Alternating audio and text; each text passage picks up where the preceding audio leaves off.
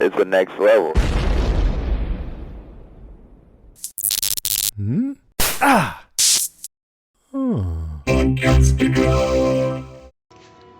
Where is she buried? What? Listen to me. You said you buried your wife. Tell me where. Where did you go? Where? In the jungle. By the balloon, in the jungle. How deep? How deep did you dig the grave? I don't... How deep? How many shovelfuls of earth? Did you use your hands? How long did it take you? I don't remember. You would remember. You would remember how deep. You would remember every shovelful, every moment. You would remember what it felt like to place her body inside. You would remember if you buried the woman you loved. You would remember if it were true. Did you lose someone? Did you lose someone here on the island? Did you lose someone too? What happened to her?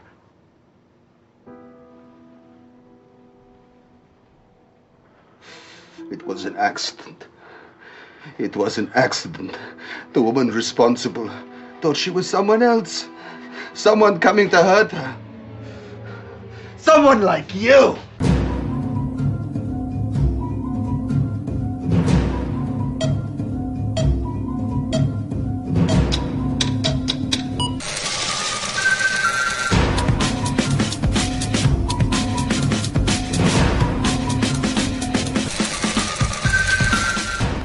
Welcome everyone into another episode of We Have to Go Back, Lost Revisited from the Next Level Podcast Network. I am Ben Beck.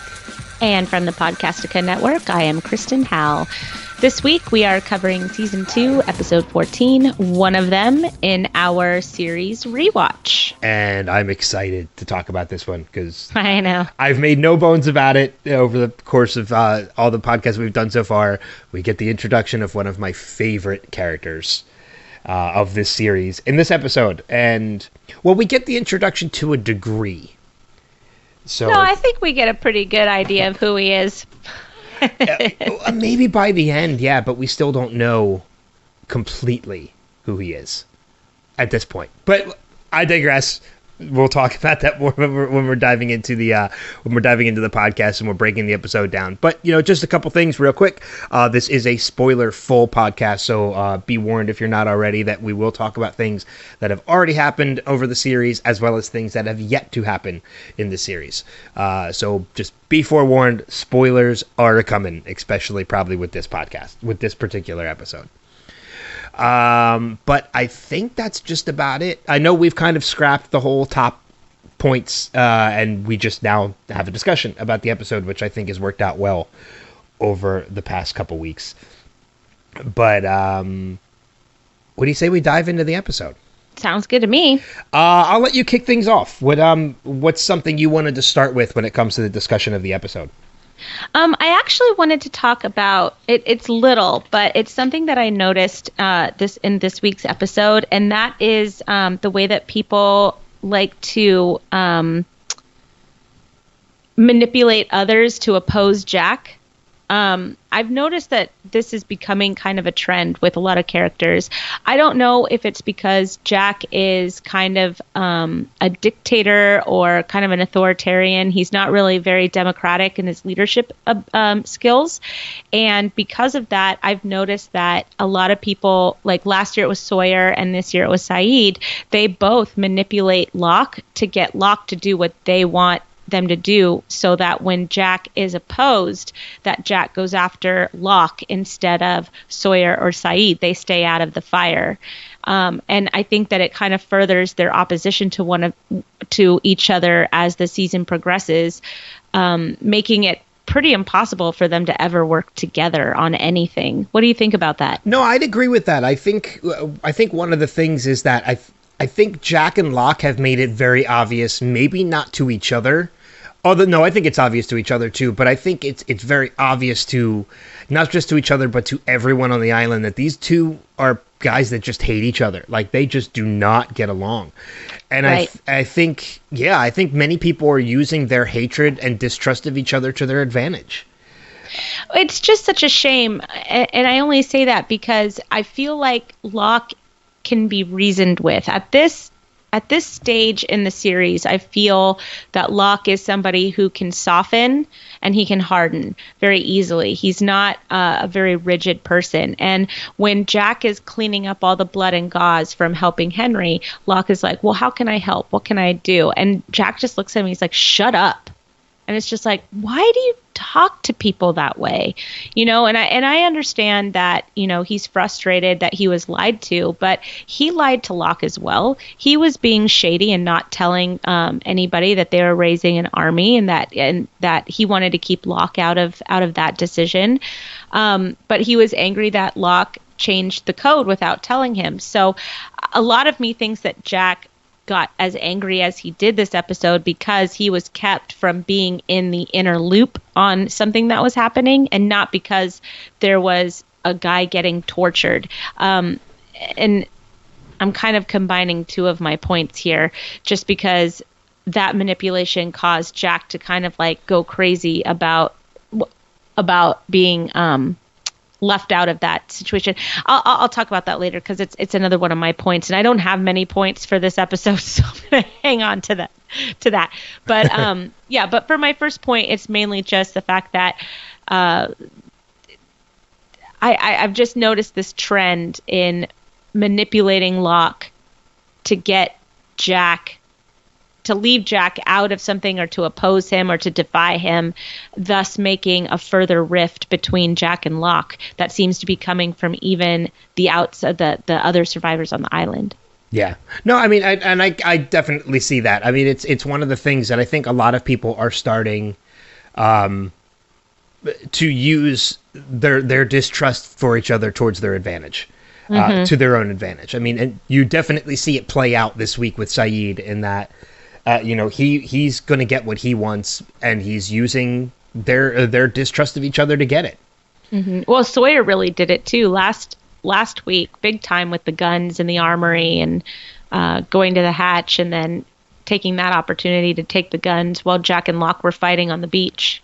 Yeah, and it's interesting that you bring that up too, because one of the things that I kind of discovered a little bit about this episode was, when it comes to the whole Jack and Locke dynamic of one another, Sawyer last week with the whole guns and playing everybody against each other to get what he wanted, and to kind of step into a leadership role the way he did and become the new sheriff. One thing that was supposed to do was kind of take Locke and Jack down a peg, and I think it worked for Locke, but I don't think it worked for Jack. I think Jack is still, even without the power of the guns and the medicine and everything that was in that room, he's still on a power trip. Mm-hmm. That taking him down a peg didn't work. And I think that shows the kind of character that Jack really is that he's... I don't really think... I think he needs to have power no matter what it takes. Mm-hmm. I think he's somebody who is so delusional that he thinks he has the power even when he has nothing. He just naturally thinks he's a powerful person. Mm-hmm. It's that God complex that doctors and surgeons have. Yeah. I mean, he thinks now that just because he doesn't have the guns and just because he doesn't have the medicine, having the combination gives him power. Well, that doesn't give you power if there's nothing in that room. But now there's something in that room. It's not the guns and the medicine that gave him power. It's that room. It's that lock. The fact that he had the combination to that lock, that's what gave him power. He's now temporarily back in a sort of powerful role because he believes he has the combination to a room that there's now something in again. Doesn't matter what's in the room, it's the fact that there's something in it. That's an interesting insight. That's very childish. It is. It doesn't matter. Yeah, I mean, you look at it from a child's perspective. It's not the fact of the toy. It doesn't matter what toy I own. It's the fact that I have a toy you don't. Right. Yeah, you're totally right on this. So, I mean, Interesting. and that just goes to show you again, like, I mean, I know some people don't like the fact that we're really, putting down Jack a lot recently, but, with this rewatch, but it goes to show you it furthers the point we made last week about the kind of person that he is, at least at this point in the series. Yeah, I mean, look, he can change. He can absolutely, and I'm glad that he does eventually change a little bit. But for right now, I think that he's more of an antagonist than a protagonist. Yeah. Yeah, I agree with that as well. I mean, if you look at Jack versus Locke and you have to choose one of the two, with everything that's going on right now, I'm behind Locke. I'm Team Locke. Because Locke still seems to have a level head. Yeah, I would agree with that. But, on the same token, Locke can also be very easily manipulated. And that's not a good thing. Oh, I agree with that too. I mean, you look at how easy it was for Sayid to get him involved. And Sawyer last week. It's just it's two very close comparisons, of the manipulation on Locke. And now that I kind of picked up on it this week, I'll be interested going forward to see how often that actually happens. Yeah. Kind of piggybacking off that a little bit too, though, great. With Jack, and I mean, because we do see it, and I want to apologize because I know you said there was other elements you wanted to bring up with Jack, so I might touch on them a little bit. Probably not. But but we do see like this crazy side of Jack, come out, and it is that anger, and it's that furiation of having the power and such, and when that power is being threatened, he kind of takes that stance. It's kind of like a wolf protecting its cub, even though with Jack there is no cub, or the room is the cub. However you want to look at it. But one of the things I noticed about this too is when Jack is put in that position and he becomes furious over the threat of losing his power, he becomes very gullible. And I don't want to say like Jack is too trusting, because he's not. He's not too trusting of a person. He basically at this point doesn't trust anybody, but he still becomes gullible. Because look how easy it was for them to convince Jack to leave the room so that Sayid could lock it.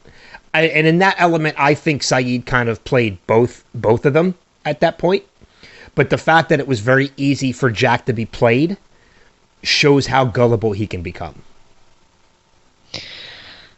I think that his anger is really a problem. I don't know if he's really gullible as much as he's more reactionary than anything else. I feel like, he gets mad, and he was willing to see what would happen at the end of the countdown of the hatch to get what he wanted. And that was a really scary game that he played. And it was all because he wanted to assert some dominance over the situation. And I don't know that I picked up gullible from him, but I do see what you mean by he was very trusting of, the fact that he thought, Henry Gale might just be a guy from Minnesota. Why shouldn't we believe that? Well, fucker, many reasons. Where do you want like a pie chart, a Venn diagram? Do you want a dry erase board? Like, what do you want? We got like 20 reasons why this could not be a guy that he says who he is. And he's very, you're right, he is very susceptible to believing that new guy is okay. But on the same token, he's willing to burn down the hatch and possibly the island to get a win over Locke. Yeah, yeah, exactly. I mean, when I say like Jack is gullible too, like I wasn't even factoring in everything with Henry Gale yet at this point. Oh, okay. I was more talking about like how they're treating his wound and they get him into the room, and Sayid or Locke says to him, why don't you grab a cot and get him out, so he has something to lay on. Jack leaves the room to get the cot, and they use it as an opportunity to close the door and lock Jack out. Yeah, I said it right. Okay, it sounded weird for me when I said that. It sounded like I said it wrong. To lock Jack out of the room. Locke knew full well that was what was going to happen. So Locke fell into it too, even though he was aware of it. But that was them kind of playing on Jack's sensibilities a little bit, and him, again falling into the gullibility. That they were able to get him to walk out of the room using his medical stature to kind of get him to do it. They were kind of playing on that to get him to leave the room. That's more what I was saying about the gullibility of Jack. Yeah, and it probably wasn't even him being gullible as much as it was Jack felt comfortable with that decision because he thought he knew that he knew the combination and that he would be able to have some control over that situation when really he didn't. So, they played him very well. Yeah. In that situation. Oh yeah, they played him incredibly well. Mm-hmm. So what was your first point? Well, that was it. I was piggybacking off of yours with the, playing off of Jack's gullibility and how Jack can kind of be a little gullible. Oh, that's awesome. Yeah, that's a really good point. Well, staying with Jack for a second then, one thing that I noticed, and this goes directly to, him and his sense of needing control in this situation, is how angry he got when he was locked out of the armory and he played it as, we don't know what's going on with that guy. We don't know what, Saeed is doing to that guy, and he could be just fine and blah, blah, blah. And he was so overly angry about Saeed potentially torturing this strange man that I think we were, I don't know if it was the writers forgetting this or it was definitely Jack forgetting this, but, Jack told Saeed to torture Sawyer in season 1 and had no problems with that. Yeah, that, you know what? I didn't even really think about that. I kind of forgot about that. So, I mean, because he had control over that situation. So now we can add hypocrite to the list of things that Jack currently is right now. Well, I'm just saying it's, if Jack wants it, then he's fine with it. He wanted the medication for the asthma that Sawyer wouldn't let go of. He wanted it. And he was willing to go to any lengths to do it. And he had no guilt over that. He wanted to get inside that armory. So he played the situation as Saeed's a torturer and we shouldn't allow this to happen as a way of trying to get what he wanted. So he doesn't really seem to have any morals at this point. It's just basically, how do I get what I want? The quickest and dirtiest way I know how. I mean, I need him to become more likable. I really do, because I know he's in this show for the long haul. And there was a point where I was totally on his side, but the more I analyze it, the more I look at it, the more I remember past things that happened versus, what's happening now. It just doesn't paint a very pretty picture of this character. So I'm looking forward to the times that he starts to turn it around a little bit and starts to think about others. Yeah, I mean, and you're right, with all of that. And, just to kind of add a little bit more to that, too, he's also the kind of person, you're mentioning, with Saeed, with having Saeed torture Sawyer and, rummaging through for the medicine and everything. He is okay with something not being right or doing something wrong, as long as it benefits him. Right. Yeah. Mm-hmm. And that's just, it's not a good person. Mm-hmm. And that's kind of, you're right. I mean, it's so weird to think about the fact that, probably the first couple times we watched through these series, we were always a fan of Jack. And now when you sit down and you analyze everything about his character, he's just, at this current time in the series, he's not that great of a person. Right. He's almost the villain of the group in some ways. Yeah, I wouldn't go so far as to call him a villain, but he's definitely a problem. I mean, if you look at it in the truest sense of the form, if you look at Jack and Locke, I mean, they basically are the yin and the yang of this group for the moment. I mean, they are light with a little bit of darkness. One is light with a little bit of darkness, and the other one is darkness with a little bit of light. And I think if you look at the two of them right now and you compare, and you had to fit one of the two of them in those positions, I think Locke falls more into the light with a little bit of dark than Jack does. I think Jack is the one that falls under the dark with a little bit of light, because I think deep down his intentions are possibly good. He's just going about things the entire wrong way of doing it. Mm-hmm. You know, I agree. So yeah, they are the yin and the yang of this group right now. And you're right, maybe villain is not the proper word to use, because he's not. I mean, he's still doing things to help benefit the group. He's not against everyone. He's just against Locke at this point. And Kate a little bit. Yeah, I think there's a little bit of angst against Kate as well.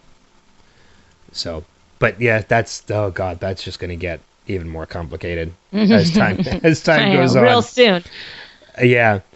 So what is your next point? I want to kind of break away from the whole Jack and Locke dynamic for a little bit. Yeah, sure. And I want to bring up Sawyer in this one, because Sawyer has had the worst luck with animals in this series. He was the person that the polar bear was charging after. He had issues with a boar coming through his tent and attacking him early on. He was, almost shark bait for a while.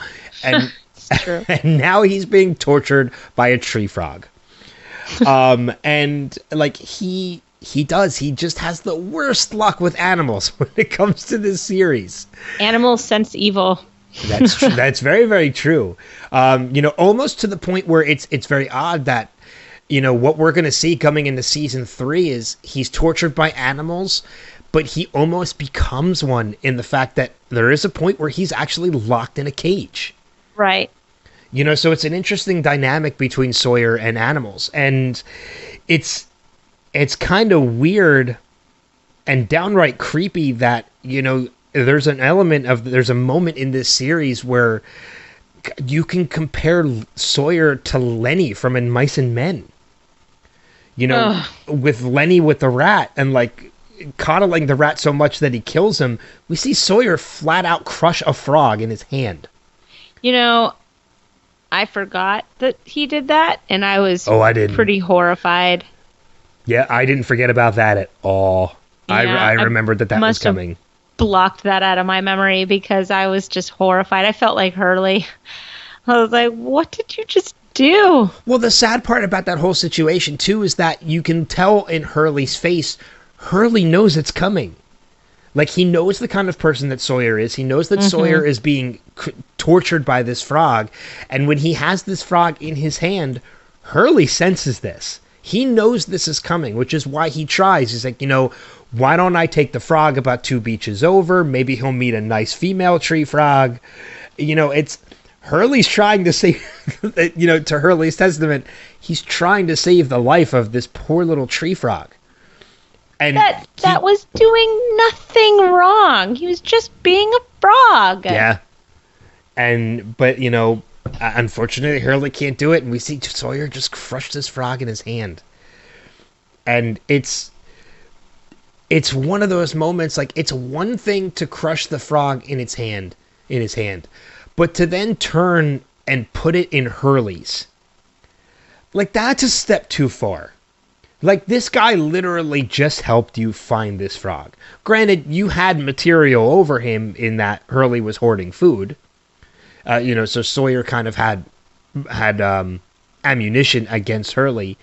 But still, to do that to Hurley, of all people, like, that just wasn't right.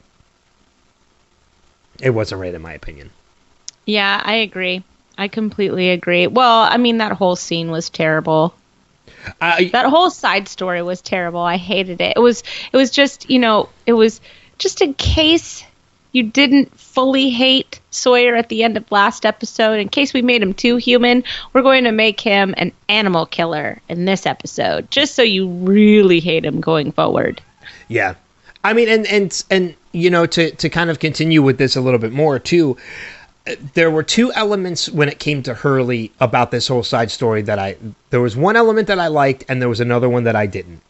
I loved the fact that Hurley stood up to Sawyer.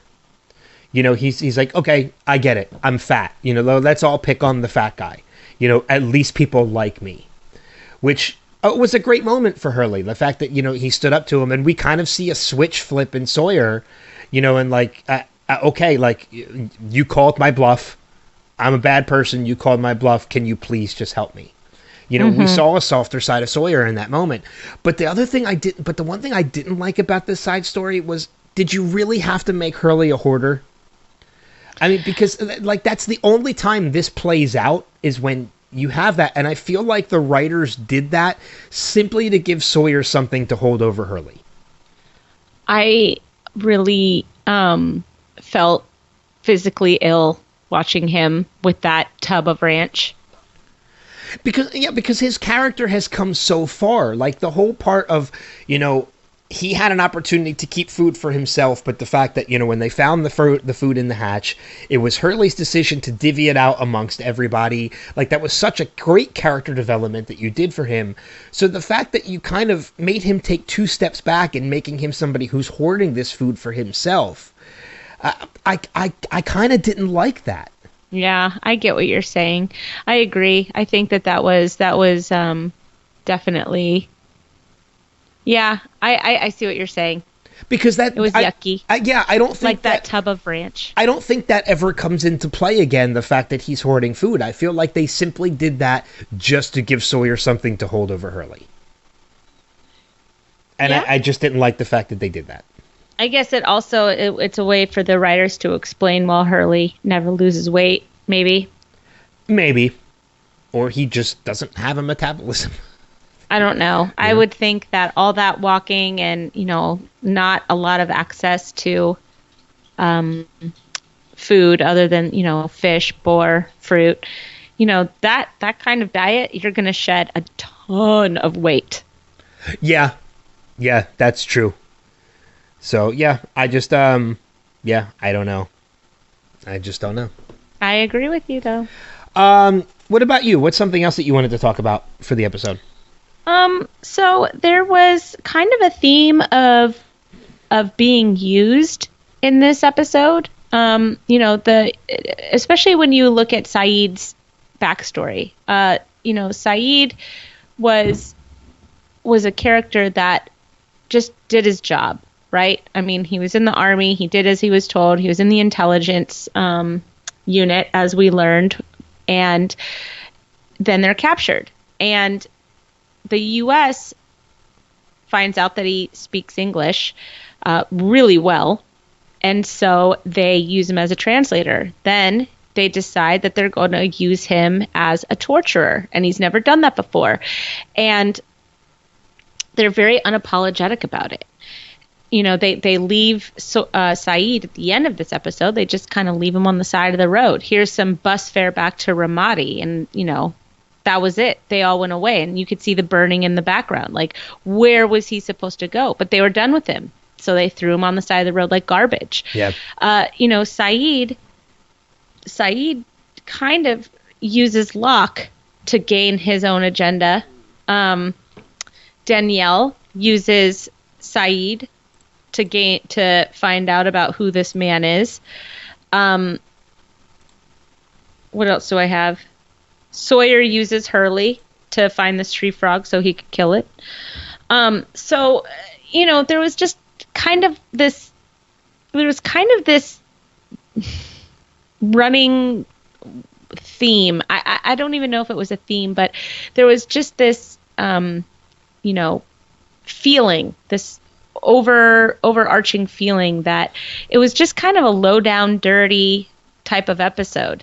And maybe that was a way of introducing this new character and I'm sure that, you're going to expand on that in a minute, but, introducing this new character with everybody else kind of being schemy and using each other and being kind of backstabby, and this, backstory about being kind of terrible to Saeed and leaving him like garbage and all this other stuff. I think that was kind of a hint that maybe this new character was not going to be the character that he was presenting himself to be.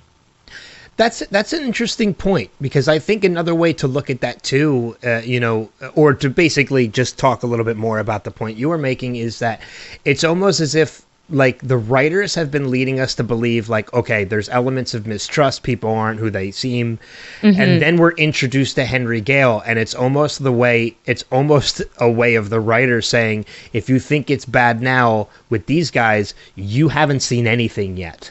Yeah, that's a great way to say it in less words than what I just like tried to get through. Like, you ain't seen nothing yet. Yeah, like here's somebody more succinct. Yeah, here's somebody else that we're going to introduce you to, where if you think they're bad, just you wait.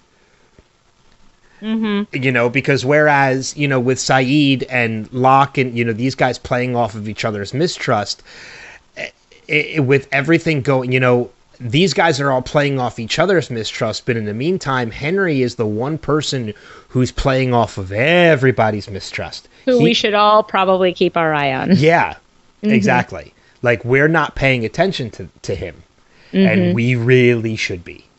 Yeah, did you notice that the pliers stayed in the armory? I wasn't paying attention to that. But does that come into play later? I can't remember. I can't remember either, but I did notice that the pliers stayed in the armory. Yeah, it was so dynamic, because like I forgot, because again, it's been a while since I've watched this series, so I love the fact that there's things that we forget when we start talking about this. Yeah. And watching this episode, as much as I love Ben Linus as a character, I kind of forgot Henry Gale. Well, he's Henry Gale at this point, but I forgot about the Henry Gale aspect of his character. And until I rewatched this episode, I truly forgot how swarmy yet convincing he really is. Because I remember watching this episode and really not knowing if I could trust him or not. The first time watching this series. And I part of me wanted to trust him and believe he was just another person out there, like, but part of me was like, no, Saeed's probably right. He's not. Like, I didn't know what way to go with watching him. And as much as I know Henry Gale is Ben Linus now after watching this series, there's still a part of me deep down that is like, I want to believe him. No, not me. But I remember that the first time I watched it, I could not figure it out. And I got to tell you, you spend the whole series kind of figuring it out. I mean, it's very convincing both ways. Well, I mean, and again, not to go too spoiler with everything, but he is a character that by the end of this series develops, I don't even want to call it an arc, because it's not. His is more like a wave pattern. That is such a good way to describe it. He is a wave pattern. Because with a character arc, like he starts at a low and he hits a high and he comes back around. But with Ben, aka Henry, like, he has highs, he has lows, he comes back up, he comes back down. Like, he doesn't develop a character arc. He develops a character wave pattern. And there are times that you hate him, and there are times that you love him. There are times that you hope he dies. There are times that you feel sorry for him. Like, it's such a complicated relationship with this character, which is one of the reasons why by the end of this series, he's one of my favorites. He's a very enigmatic. Yeah. I know. I'm stuck. I'm totally stuck. I think enigmatic is the word. I can't say it, but you know what I know what you're trying to say. Yeah. He's an enigma.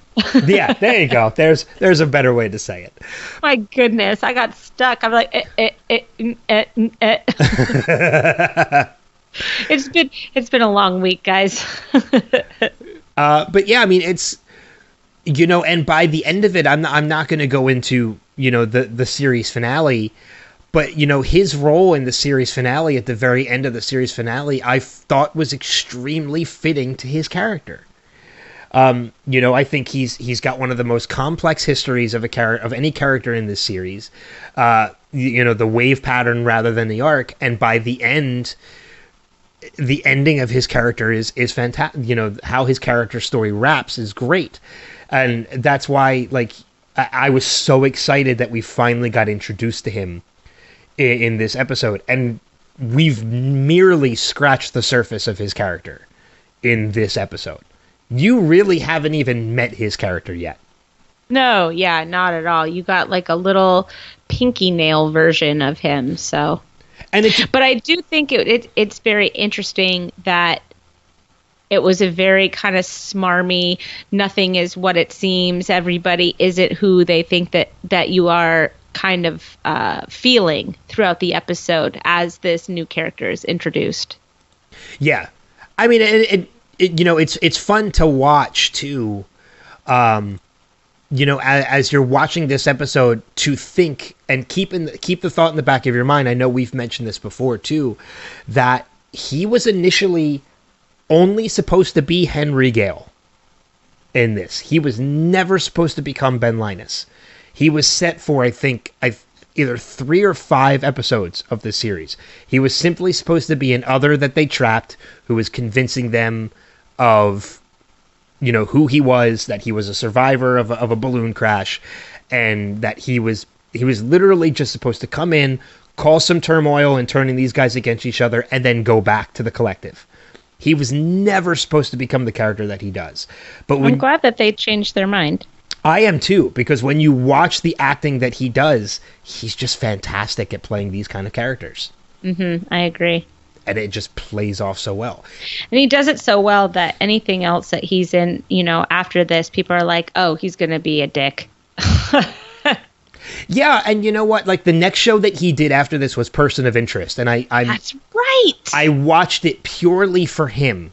Henry Caviezel is a great actor, and he was really good in Person of Interest. But I started watching Person of Interest, and I never finished it. But I started watching purely for Michael Emerson, and he does come across. And the weird thing about Person of Interest is that he comes across, when you first meet him, as a Ben Linus kind of character, but you find out that he has some redeeming qualities. As you're watching the series, it's almost like the total reverse of this. You find out, in Lost, we're meeting him, and he's this survivor who's been fighting to survive. He just lost his wife, and he crashed on the island, and then you find out he's got some bad qualities to him. Person of Interest was kind of reverse. He seems like an evil person when you first meet him, but he's got some redeeming qualities. So, but he's one of those characters. He's one of those character actors that just, every time I see him, I'm engaged. And I want to see what he's going to bring to any character that he's going to play. And it was because of Lost that I've became a fan of Michael Emerson. Oh, that's so cool. So, what's something else about you? Oh no, I think that was yours, wasn't it? I think we just piggybacked off of it. Yeah. A little bit. I want to talk about a theme that I kind of noticed, and I didn't notice it in my first watch of this. I noticed it in my notes watch. And we've talked a little bit about overarching themes in the backgrounds, in the backstories of some of these characters. Like, we talked about characters with father issues, with daddy issues and things like that. But I noticed another one, and I'm very curious if you think I'm crazy or if it's something maybe you've seen before too. You're most likely crazy, but let's go for it anyway. But that also doesn't mean you won't disagree with me. Exactly. Let me go find my tinfoil hat. I'm calling this one Under Bad Management. And I'm seeing an overarching theme in that a lot of these characters, that seems to be something that is a commonplace. You look at Saeed in this episode, and his manager would technically be his superior officer. His superior... Tariq. Oh, yeah, it's Tariq, not Tyreek. Tariq is a bad manager. Like, he is literally telling Saeed to kill himself so that you can die with what little honor you have left. He's giving him an order that Saeed just can't can't follow. You look at the Hurley backstory. Look at his manager at the Chicken Shack. His manager was a horrible manager, firing him for... Now, granted, Hurley was stealing chicken, but he was just a horrible manager. You look at Jack. His father was his manager. His father was, a veteran doctor and put a lot of pressure on him. You look at Sawyer. Sawyer's manager technically was that guy that we met last week who was telling him to put the con on the girl that he was seeing. Mm-hmm. You look at Locke at the box company. He had a horrible manager. These guys, these characters, Anna Lucia, her mother was her superior officer, who put a lot of pressure on her. Like, these characters are people who in their previous lives before the island have been under bad management. And I think it could be a driving force of their character. Work sucks. I know. Sorry. No, it's fine. Blink 182 coming into this podcast is not a bad thing. Am I wrong in this observation, or do you think this is something that's potentially there? No, I think that definitely tracks. That absolutely tracks. I think that a lot of these characters, I mean, even if they weren't under bad management, they had horrible family members. Oh, yeah. It seems that they all were these, I mean, you could even say that as much as, this show is about being lost on this island, all these characters that came to this island, they themselves were lost. I mean, every character that you were talking about, they couldn't find their footing in the world that they were in the situation that they were in. And you could even extend that further into each of the characters a little bit more if you were to really look at the rest of the survivors that we've been introduced to. With Charlie, I mean, Charlie, the head of Charlie's band was his stupid brother that sold his piano and left. And was the reason why he was even addicted to drugs in the first place, Yeah. So that's terrible. Mismanagement. Yeah, exactly. Kate's mother was horrible. So yeah, I mean, I see what you're talking about. Maybe it wasn't even a manager as much as it's the leading force in their lives at that moment was pretty terrible. Yeah. And maybe that's the thing. You take all these people that are a little lost in their lives and you finagle a way to get them on this plane and drop them on the island. Yeah. I mean, yeah, I think it's the one thing that drew all these people together to be part of this collective that they are. Mm-hmm. That's a really good point. It's the driving force. Jacob's reasoning for bringing these people to this island is because they're broken. Mm-hmm. Yeah, I mean, you look, Mr. Echo. Mr. Echo was, he had his own problems. Well, Echo, in a sense, wasn't under bad leadership. He was the bad leadership, to a degree. He was because he saved his brother initially. So then he did what he had to do to survive, and then his brother turned on him. Yeah. Yeah. So, I mean, it was just something that I kind of clicked with me a little bit when I was watching this the second time around. Yeah, that's an interesting observation. I like that. So, what about you? What's something else? Oh, well, the last thing that I have to talk about is proof that Ben is a liar. Okay. All right.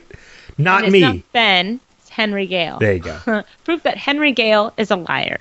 So when you listen to the story that Saeed is coaxing out of him in the armory, which was a fantastic scene, by the way, just stellar scene. Probably my favorite in the entire series is Saeed's speech about burying a loved one. But Henry Gale gives his story about how long he's been at the island, where they were staying, his wife getting sick, burying his wife, being in a balloon, staying on the beach. Okay, so it's been 4 months on the island, and you never saw the plane crash, Henry Gale? You didn't see Oceanic Flight 815 fly and crash since you wanted to stay close to the beach to look for flyovers, as you said? And that happened maybe 50 days ago, which is almost 2 months ago, so halfway into your stay, looking for flyovers, you didn't see a plane crash and go investigate to see if anybody had survived? How about the fact that when your wife got sick, if you knew about the plane crash, maybe you could have gone and looked for help? And then let's talk about the fact that everybody that's crashed on the island has had an experience with the others, a negative experience with the others, but you didn't even know what they were talking about when he heard Locke and Jack and Saeed talking about him possibly being an other or a native to the island. He looked confused about that. So there was all of that.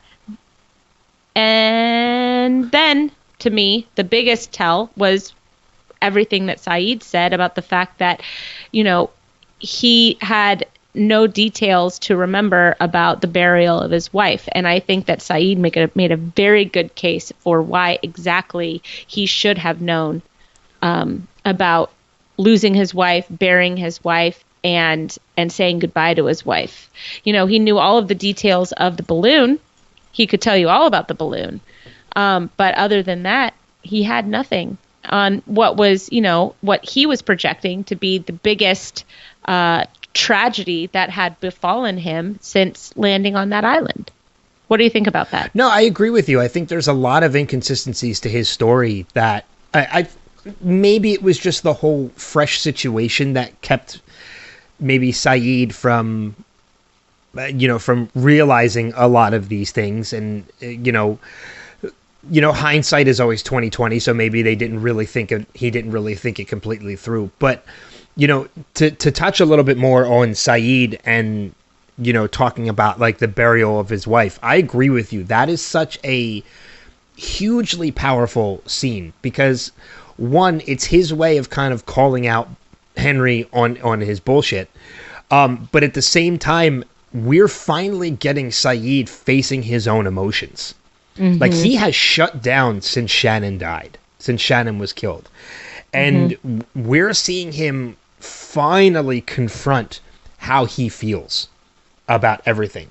And he's using a real life, or at least a story that Henry is feeding him as real life situation to reflect on everything. And I think that's one of the reasons, had Henry's story not involved a wife, had it just been him on that island and had him been surviving, I think the outcome of everything would have been completely different. Because Saeed still would have been enclosed in. He wouldn't have confronted these feelings he has on the loss of Shannon, meaning Henry would not have had the shit beaten out of him at the end of that conversation. I think the reason why that happened was because Saeed finally broke. So I think had there not been a wife in Henry's story, it could have been completely different. But I also think in the brilliance of Ben Linus, I think he knew about what happened to Shannon. I think he totally played Saeed on that. Because remember, we talked about how the Whispers... Well, if he played Saeed on that, it backfired on him. I don't think it did. I think he's a guy who was willing to get shot in the shoulder by an arrow in order to get to the hatch. I think he was willing to take that beating because that's the kind of person that he is. Remember, Ethan and Goodwin were sent to do a job. They couldn't get done. Henry, aka Ben, is the kind of person who's willing to say, just like Jack, you're not going to do the job, I'll do it myself. Whatever it takes. I think he was... Whatever it takes. Sorry. I know. Little upcoming preview of what's coming. But I think he's the kind of person who was willing to get shot, willing to take that beating because it was going to get the job done. And we talked about it before with the whole element of possibly the whispers that, Shannon was hearing, and the whispers that the Taylors were hearing were kind of something that were leading these two parties together so that something would happen. Yeah. Yep. You're right. So I think if there's truth to that, then then Henry absolutely knows that Saeed lost Shannon. He knows what happened. And I think he did this to kind of play with Saeed a little bit. Because let's not forget, when Saeed is drugged... Or to earn his trust, not to play with him, but to try and earn his trust so that he could infiltrate the camp. That too. I mean, because you look at that scene when Saeed is being drugged out of the armory, look at the look that Ben is giving him. Oh, yeah. That's all that you could really notice is the look. Yeah. I mean, and that's like, Saeed at that point knows. I mean, and I think Ben, with everything goes through between being shot, being beaten, this was all part of his plan. I firmly believe that. I think he knew what he was doing. So, but I agree with you. I think that's a very emotional scene, and it's one of the most powerful scenes, not just of this episode, and of this series, but maybe of the season, but maybe of the series. Yeah, it's one that has stuck with me forever since watching it. You know, it's like one of those scenes that you can play in your head. Yeah, exactly. Yeah, so. Naveen Andrews, man, I love that guy. Yeah, I do too. That's all I have about that proof that Henry Gale is a liar. That Ben's a liar. Ben's a liar. I mean, and yeah, you're right. I mean, it also brings up the curiosity too. Is like, how the hell does he know so much? And that plays into the whole playing of the audience as to whether or not you trust Henry at this point. Is he has all these details about this balloon. Like, he knows the cubic feet. He knows how much helium it takes. Like, he knows everything about this balloon. How does somebody who is an other, because we don't know anything about the others yet at this point, other than they're jungle people, which they're really not. That's what we've been led to believe so far. How does this person know so much about a balloon unless he was really in it? But we find out a little bit later exactly how he can find out everything about this balloon. Right. So, oh, what is non-metallic metal? I don't know. I wondered that too. Are you digging up plastic? I don't know. Everybody wanted to talk to me at dinner parties.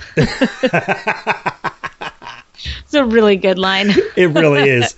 And he has a couple of them throughout the course of his character, too. Like, he has some moments that make me laugh because he's just so dry in his delivery that sometimes you just can't help but laugh at what he says.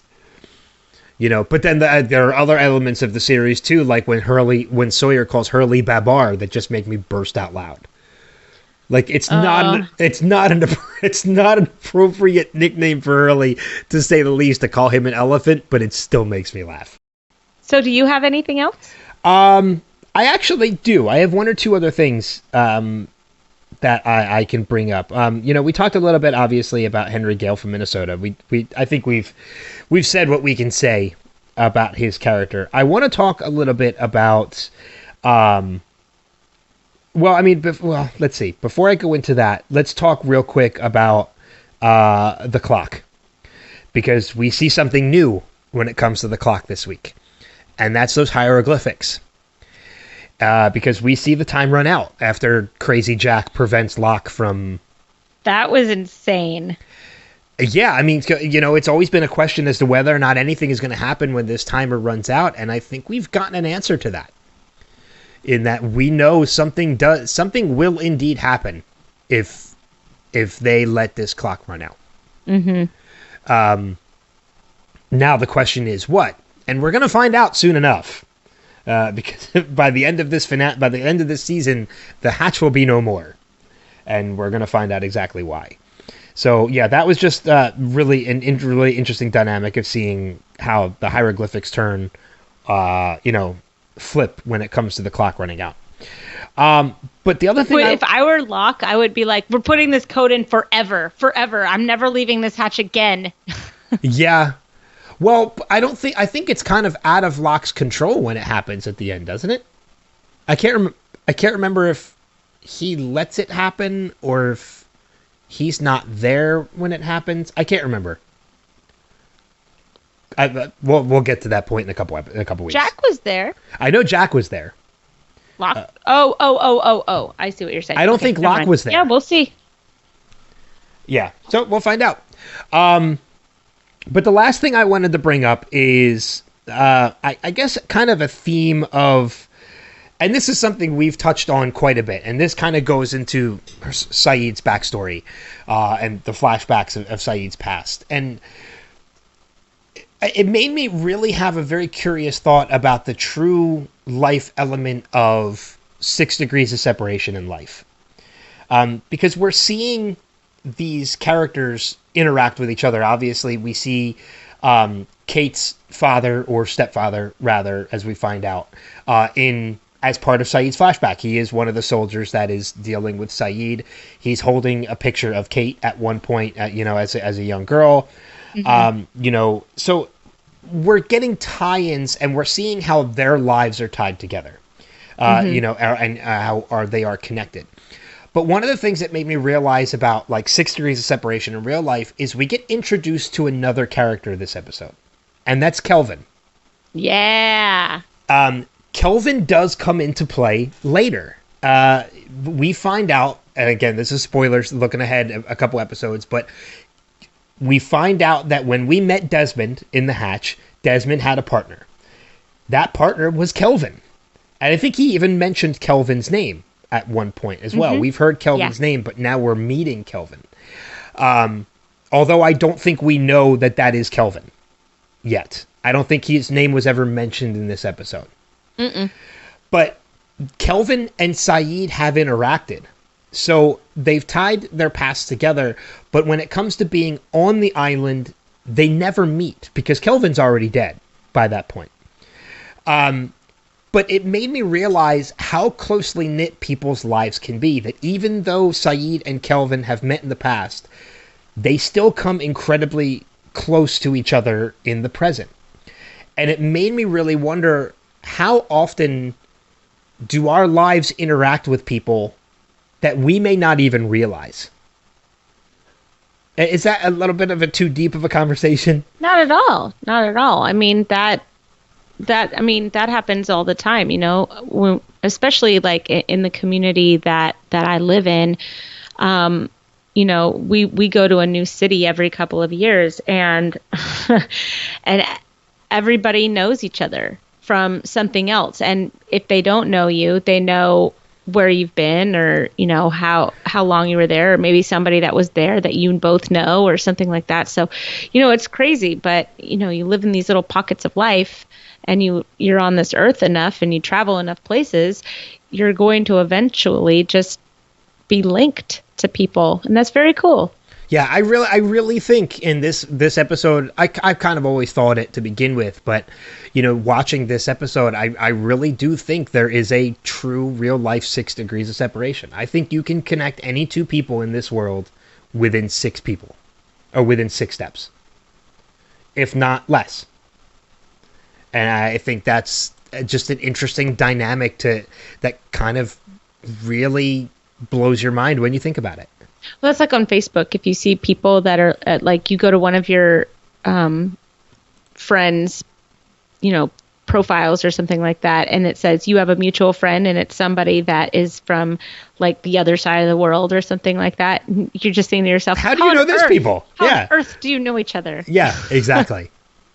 Yeah, I don't know. I just found that very interesting, and it was really meeting Kelvin this episode that really made me think about it. Oh, that's cool. So it's something the series has played with for a while, but I just, for some reason, this episode, I just kind of tied it into real life. Oh, because you had two, and you had, two pretty random instances. It's funny how Kate comes into the episode, this episode with that. And then last episode, it was Kate's mom that was serving Sawyer in the diner. Yeah. Yeah, it seems like it's, and it's just funny how their lives tie in together, and it's kind of almost as if the writers were like, yeah, like these guys are probably gonna interact with each other. Let's just tie it into the story. Right. Well, one of the coolest ones, I think, is when Hurley buys a box company. Yes. Yes. That's really, I can't wait for that to be an episode. Yeah. I still think one of my favorite ones too is the episode with Jin and seeing Hurley winning the lottery on the television in the background. Yes. So that's a lot of fun. That's a fun one too. Mm-hmm. So, but I think that's going to just about wrap it up for the breakdown of the episode and the discussion on the episode.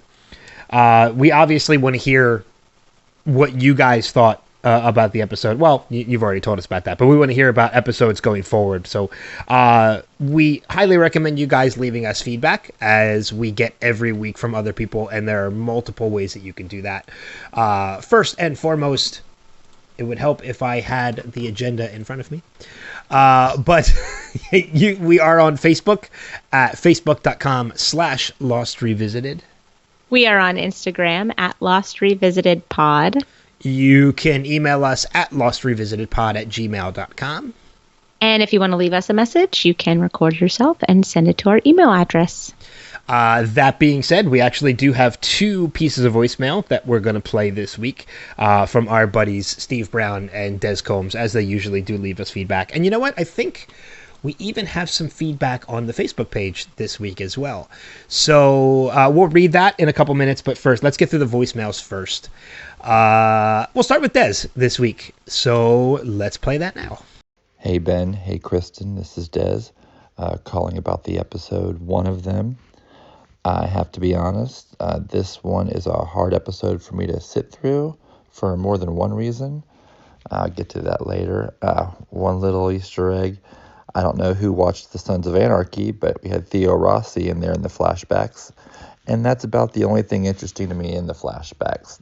They are hard for me to stay awake during on this one. I just don't care for them. I know they're important to the story, but just don't care for it. Early on in the episode, when Saeed tells Anna to go back and to not tell anyone what she saw, all I can think of is that if anyone else had said that to her, she would probably just told them to screw themselves. But because of her current situation with Saeed, I think she assessed the situation and decided she should probably just do what he told her. One thing that I can't remember from later on in the series, this episode, Danielle does see Henry Gale, she sees what he looks like, and I can't remember when Alex is taken if she gets a good look at him or not. If she did, she definitely would have recognized him. Just have to wait and see how that turned out. And speaking of Henry, that look in his eyes when he finds out that he's about to be tortured is the first time you can really see a flinch in him, like maybe he doesn't know for sure if he can get through it without breaking. And the torture itself. Yeah, John was right about everything. There are others. This is one of the others they've got there, but they are still totally wrong in what they do. And what did they learn from it? Absolutely nothing. That's really all I've got about this episode. But I do want to bring up one thing about last episode that I greatly disagree with you guys about. Sawyer and his possessions, his stash. No, that wasn't his stuff. He ransacked the fuselage. He took other people's stuff. He held it captive. People's medicines were in there that they desperately needed. He had to, get Kate to do what he wanted before he would give Shannon her medicine. So that stuff wasn't his to begin with. He had no right to it. End of story. Okay, well, I'll talk to you guys in the next episode. Bye. Sometimes when he pauses, I'm like, I answer, and then he keeps talking, and then I realize this is a voicemail. I love that guy. I do too. And he did it. I just have to pinpoint to, he put in the email when he sent it that it was quiet. He's quiet because it was like 2 a.m. and the rest of the house was sleeping, so that's why he's kind of a little on the lower end for this one. But it's interesting that he brings up a third perspective about our debate from last week, in that we're both wrong because nothing belonged to him to begin with. It's an interesting thought. He's not wrong. Yes. Okay. He's not wrong. But he's not wrong. But if possession is 9/10 of the law, then he was just playing by Jack's rules and by Dez's rules. But you know what though? In that same element too, if that's the case, then nothing belongs to anybody there. Right. It's not just Sawyer. If I want that blue tarp over there, I'm going to go take it and replace it with my other blue tarp that I have. with in my neighborhood of blue tarps. Yeah, you know what? I love you, Des, but I see a flaw to that thought, in that if that's the case and that none of that stuff belonged to Sawyer, then none of that stuff belongs to anybody. And, you know, it's all free reign. In that case, you're just going to have anarchy. Mm-hmm. So, yeah, I don't know.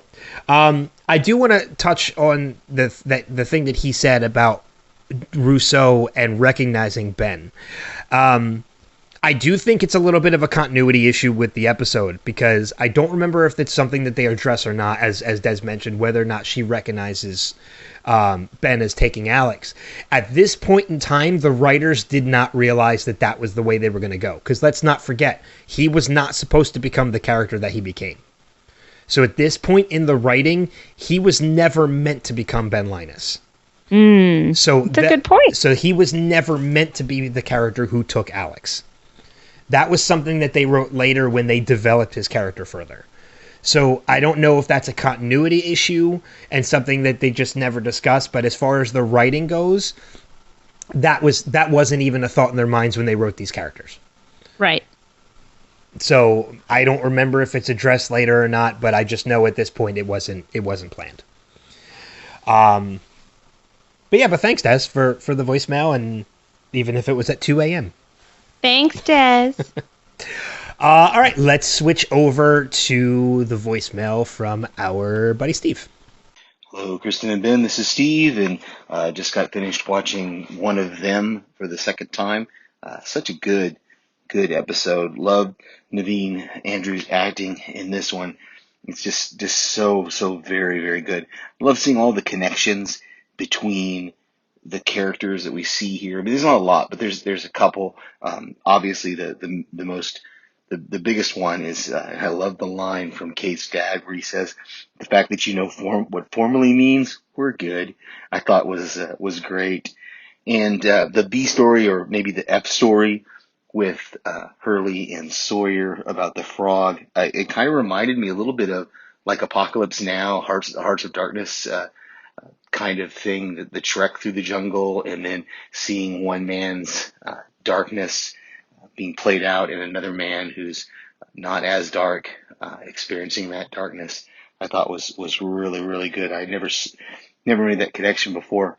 And I remember watching this for the first time that I believed that Saeed was correct, because I believed that scene at the end with him and Charlie on the beach where he says he felt no guilt when he was torturing Henry Gale. So I don't think I ever really thought, I didn't know how they were going to work it out, that he was going to be a not trustworthy or not who he said he was. But I definitely liked the way Naveen Andrews played it. I love the line where he says, "I'm doing what has to be done," because that's really what Saeed's character's been about this whole series, is doing what has to be done. Can't wait to hear what you guys thought. Talk to you later. I love Steve.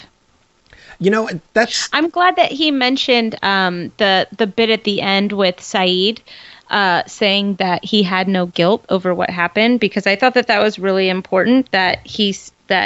It's funny that he didn't trust Jack or Locke with that information to say, "This is how I know that he's lying," because this was his job. His job was to know when people were lying and to get the truth out of them. So I would trust his instinct, just like you trust Jack to take care of everybody that's hurt medically, and you trust that Locke is going to get you food, and you trust that Jin knows how to fish. I would trust Locke with that information. He feels no guilt over what he did. That must mean that his instincts are telling him something, and we should trust Saeed enough to know that that means something.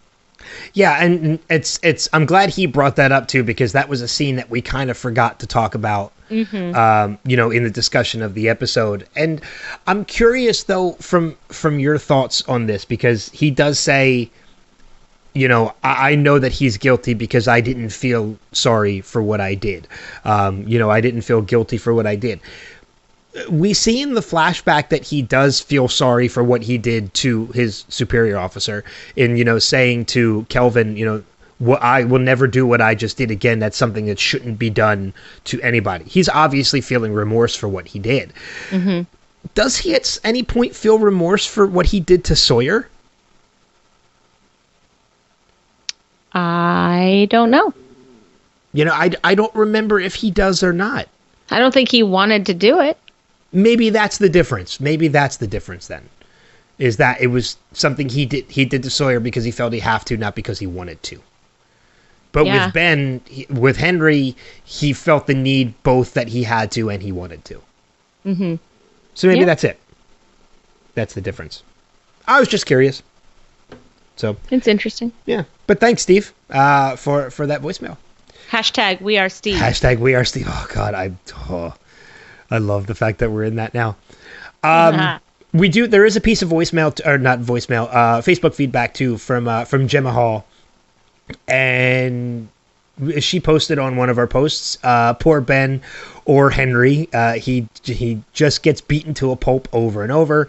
He really does stick to his story of being Henry Gale from Minnesota, though. It's ironic Rousseau who captures him, as he is the one who took her daughter.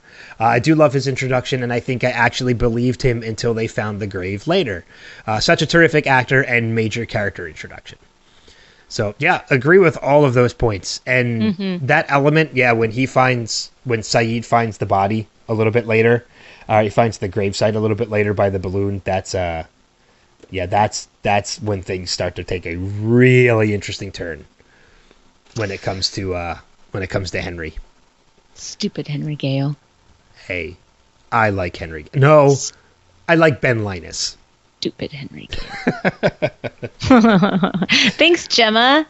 Gemma is a really great feedback person of House Podcast. I was just going to say, I think she even left you guys feedback this week for episode 1 of season 8. Yeah, the past 2 weeks she left a voicemail, and she's just cute as a little button. So I'm happy to have her leave feedback for this one as well. Yep. It's nice to see a familiar face. And you know what? On that note, too, it's fun. It's nice to see that Gemma is a fan of more than one podcast, both, of Podcastica and Next Level, as we encourage all of you guys to be as well. You know, just like Gemma, you can check out some of the other podcasts on, both Next Level and Podcastica. And if I know we've mentioned it time and time again, but I have to even more this week. God, House Podcastica is very important right now. Finally, we're relevant. Because, well, you've been relevant, but you're more relevant now because Game of Thrones has returned, and it's, what a season premiere, man. Yeah, if you're not into Game of Thrones, you can. Dave and I were trying to do the math earlier today. You can get through the entire series by the finale if you really want to. If you pushed it, you could. Yep. I had a friend of mine post on Facebook. He's like, all the hype about this final season of Game of Thrones, I'm thinking about starting it. And I'm like, you need to either do it now and push, or you just got to wait till the series is over. It's 68 hours of television. 68 hours. Let's say it's 70 hours of television. So if you treated it like a full-time job for the next 2 weeks, you could do it. 70 hours of great television. Yeah. Oh, well, it'll be after 2 weeks. If you were to really push it, I would say that your psyche would be changed forever. Yeah, you would become a totally different person. Because during the Ramsay Bolton era of the Rewatch podcast, I was borderline depressed. That was hard to get through in such a condensed amount of time, because we were doing 2 episodes a week at that time. It was all Ramsay Bolton all the time, and I was just like, oh, I can't do this. It's so hard. Yeah, there's some rough moments when you're going through and you're watching. Mm-hmm. It was a fantastic show, and the season premiere was amazing, and I just I can't wait for the next 5 weeks. It's going to be really exciting. I can't wait, but it's going to be bittersweet when it ends. Can't wait. Then I can rewatch the whole thing with all new eyes. There you go. Series rewatch again. No, this one will be just for me. Maybe I'll go back and rewatch the last season with the full picture and do it like that. Yeah. I know nothing big will have come between this week and next week, but between next week and the following week, Avengers will have released. Oh, that's so exciting. I can't wait. Panels to Pixels is going to do a roundtable discussion of that. I think they have a couple roundtables coming up. They just did one. I'm going to be on their Endgame. Oh, good for you. I'm jealous. I'm jealous of you on that one. I wanted in on Captain Marvel, so. Oh, why didn't you do I Captain think- Marvel then? I couldn't find the time. Oh, okay. Oh, yeah, with everything you had with the series rewatch of Game of Thrones, yeah, your time Yeah. was kind of limited. But yeah, and Endgame should be really, really fun. And I was very honored to be asked. Yeah, So thank you, Steve and Mark. I'm jealous of you now, because that's going to be a fun one. Yeah. It'll be fun. Yeah, because I got to do the Captain Marvel one, so I'm glad you're getting to do the Endgame one, which is going to be fun.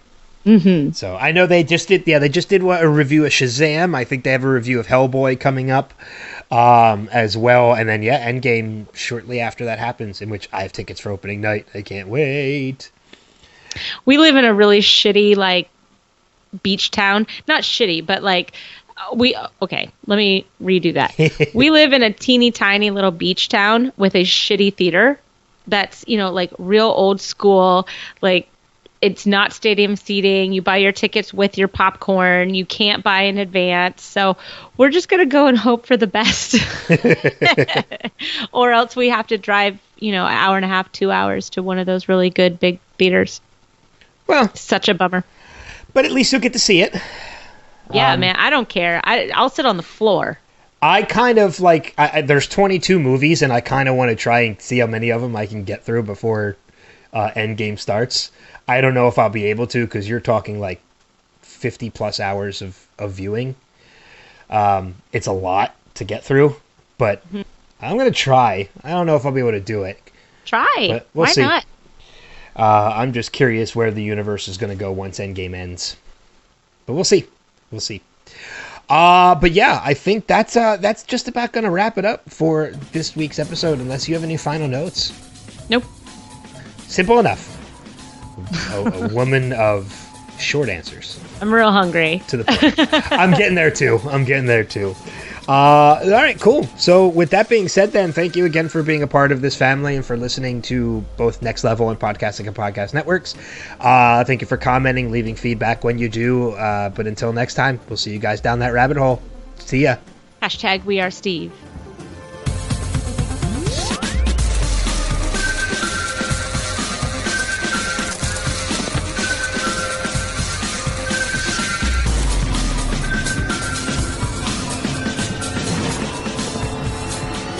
We have to go back, Kate. We have to go back!